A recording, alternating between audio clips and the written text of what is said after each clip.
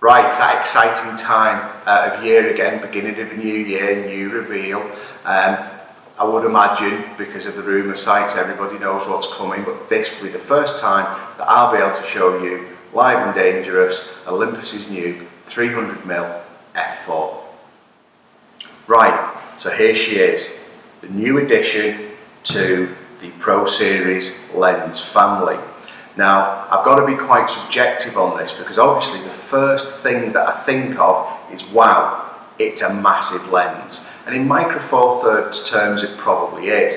But if we accept that the 4150 is about as large as most other manufacturers' 2470s, then we see that the 300mm f4 is not that big at all. It's probably a little bit smaller and weighs the same as the average 70 to 200 lens. However, bear in mind you're getting a 300mm f4 in Micro Four Thirds terms, where in 35mm terms that's a 600mm f4. So that sort of size really needs to be put into perspective. Yes, it's big for Micro Four Thirds. In the real world of photography, it's still a lightweight, but still packing a heavyweight punch.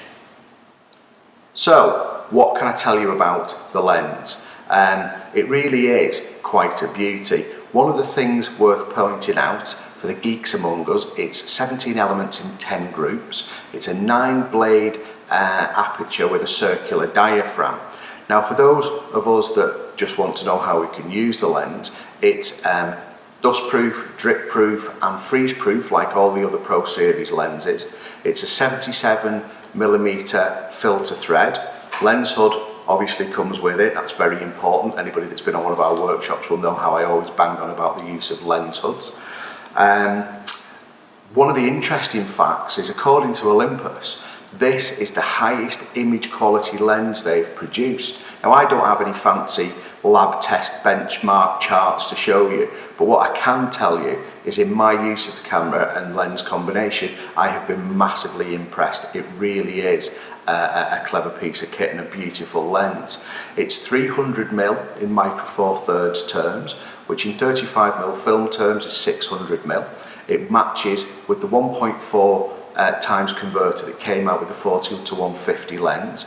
So in Micro Four Thirds terms, that gives you a 420, or in 35mm terms, a whopping 820mm lens.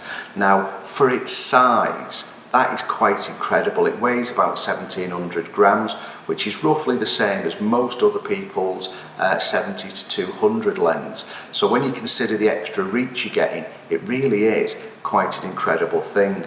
I can see it having major uses for sports photographers, wildlife photographers. I've shot portraits on it for fantastic compression. Fashion photographers, people that use stage, anybody that has long lens needs, this is an absolute beauty. The thing that amazes me most though is the image stabilization, and we're calling it sync stabilization, because when you put the lens on an OMD with inbuilt image stabilization, it synchronizes the stabilization in the lens with the stabilization in the body and gives you the best of both worlds.